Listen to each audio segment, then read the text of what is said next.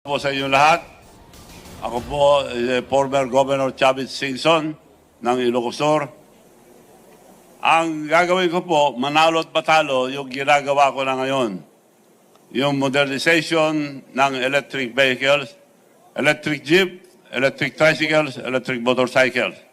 Matagal na pong programa ito ng gobyerno, hindi magawa-gawa. Dahil pinapadala sila sa land bank para umutang. Mag-down payment ng 500,000. Magporisyento.